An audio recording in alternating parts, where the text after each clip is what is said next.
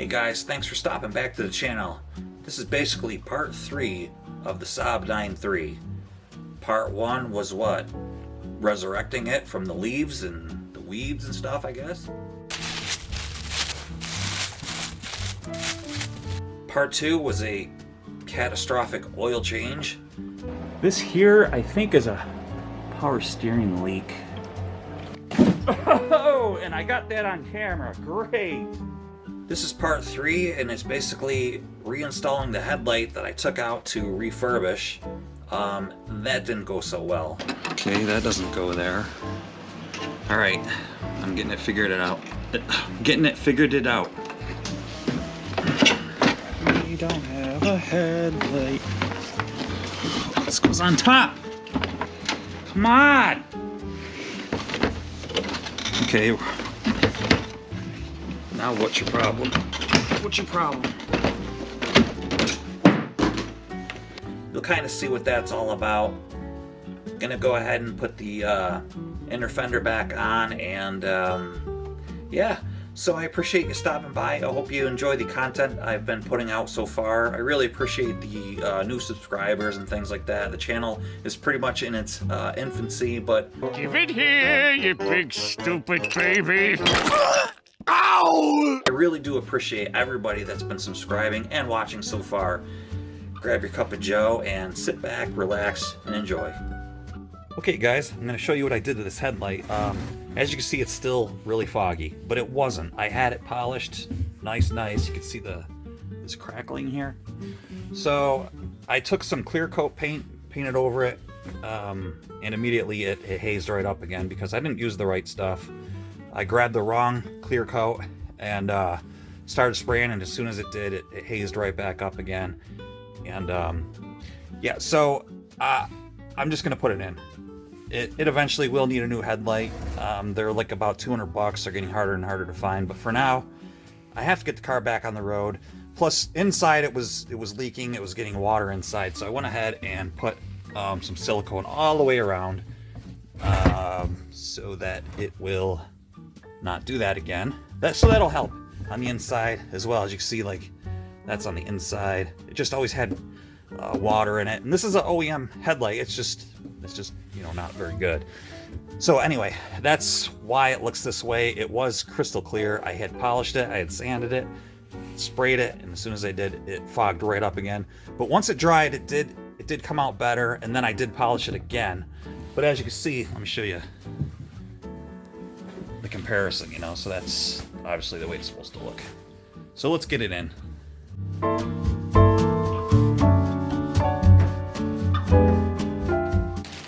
Got my bag of stuff. Saab headlight.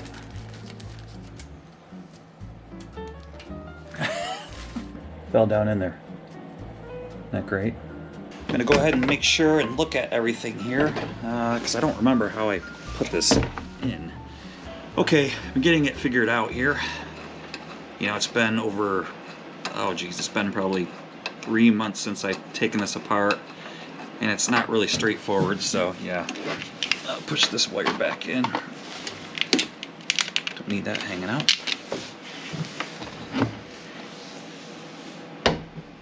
Okay, the headlight should be all set with all the bulbs in it, and I did a repair on it as well.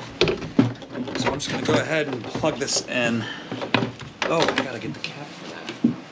Yeah, I almost forgot to put this cap back on. It's just way easier to do it now. All right. That'll also keep out all your condensation and stuff. And this one here. Oh, by the way, tech tip. I put some anti-seize on this cap because trying to get these off when it's in the car, say you need to do something with the headlight, it's just way easier to have some anti-seize on there to go ahead and click that, because this actually broke from taking some channel locks and having to bust this off with an actual wrench. You should be able to do it with your hand. So if you take some copper grease, or in this case, you know, we have some anti-seize, that'll help. Go ahead and plug in. I probably should put some, you know, I don't think I have any, some grease in there, but dielectric grease, but okay. So once you do that, get that on there, push this in. Hopefully this GoPro's picking this up. As you push, there we go, there. Nice and secure. And before I go ahead and do anything, I'm gonna check, before I put this in, I'm gonna check and see if it works.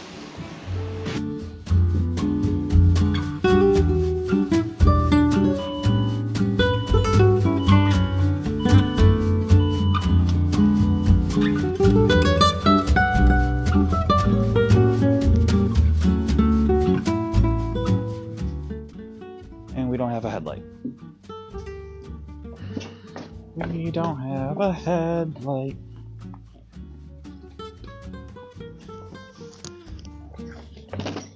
That's great. Why don't we have a headlight? There it goes.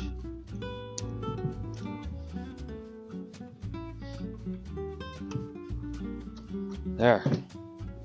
Okay, it was not grounded. Alright, there's that. Let's check high and low.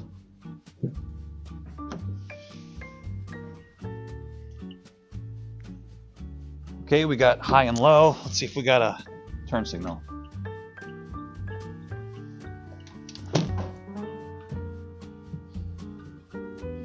Okay, good. We seem to have everything. We got our LED up here, got our high and low signal, and we got our running light. So that's good. Now we can install it.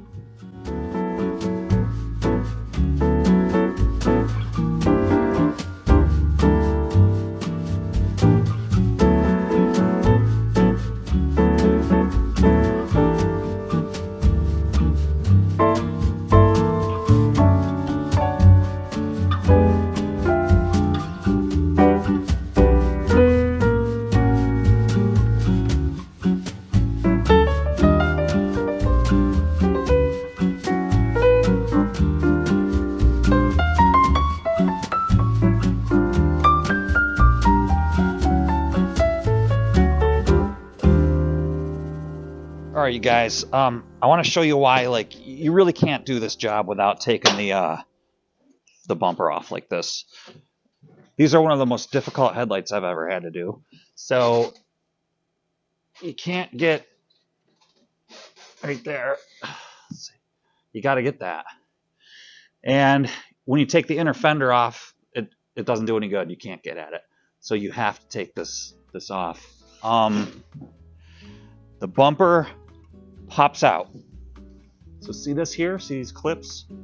You can get away with, you gotta unbolt this one first, that's underneath. But you can pop it out. You take your trim tool and get underneath there and pop them. See the way they look?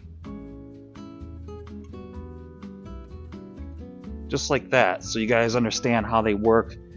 You'll be able to get a plastic tool in there and sort of pop them down, okay? So, yeah, the good thing is once you put it back in, you should be able to just pop it back in, but this car did have trouble keeping this fender in here. Maybe one of these tabs is already broken. No, there seem to be all there, but that's how it's done. This goes on top, and then this was broken, so it was already like that. So I mean, the headlight's junk. Okay, now what's your problem? What's your problem? Alright guys, here's another reason why this bumper really needs to just come out. See these tabs on the headlight?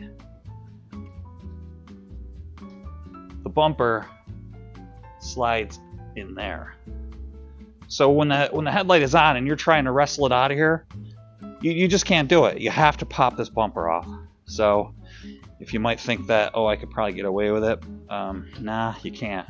So I'm gonna pull this out, get this all lined up, and I need two hands to do it.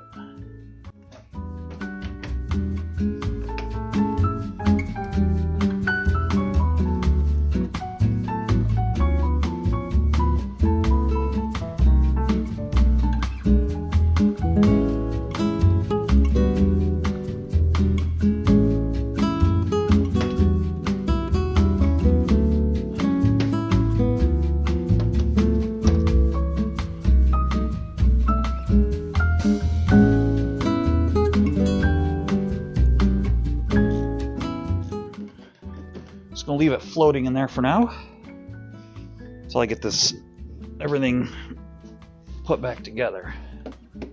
All right, you guys, I went ahead and I had to replace this bolt. It was all nasty, and this one went missing in action somewhere, so this is obviously not a factory one. They're both not factory. This is just, you know, it'll do the job. Got this down. This is tight, but I'm running into a problem here. So the headlight, because this tab is missing, that's not good. So when you're driving around, it's gonna wobble. So I gotta fix this. I'm gonna make like a metal tab coming off of here, screw it in, and then I'm gonna have to make a tab for this to fix this, because yeah. So let's do it.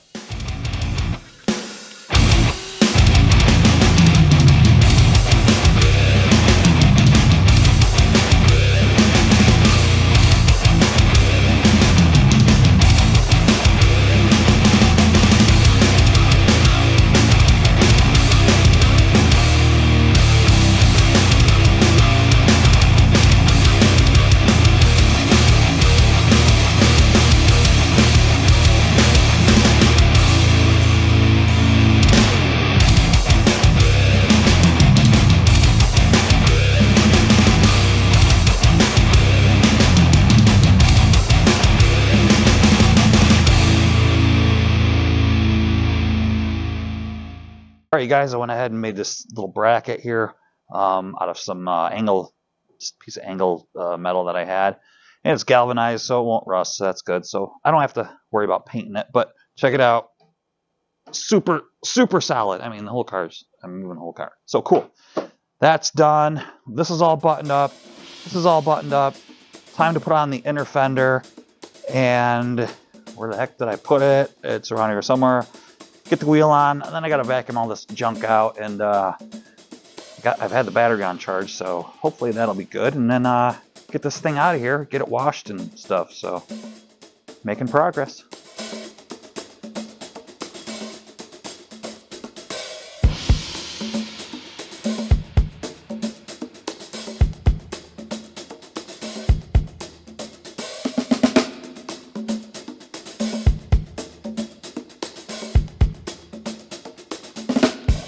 Hey guys, while I got the wheel off, it's a good idea to go ahead and measure your brake rotors, because on a Saab and probably some other cars, you're going to find out that the diameters are different. When you go down to do a brake job and you go down to tell the guys at the counter, they're going to ask you the millimeter dimensions on your brake rotors, and you're not going to know. So I'm going to go ahead and devise a little plan to go ahead and measure these now. Now, I've already done it, but I'm going to show you how, just a little good way to do it without taking the rotor off.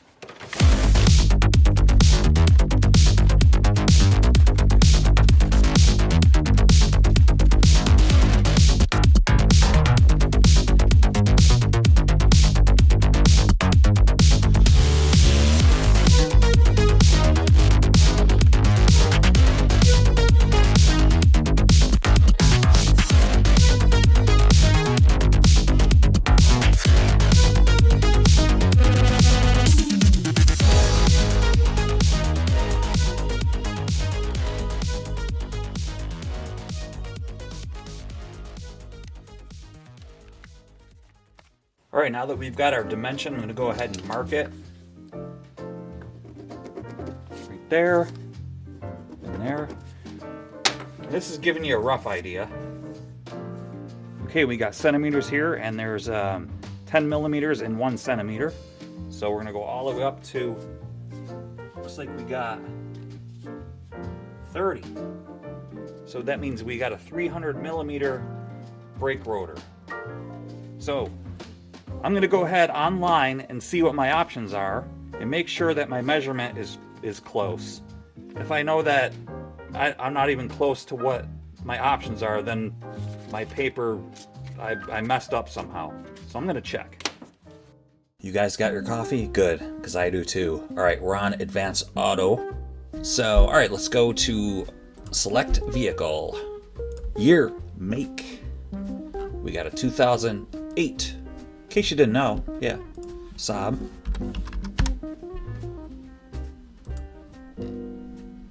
'93 2.0 with a capital T.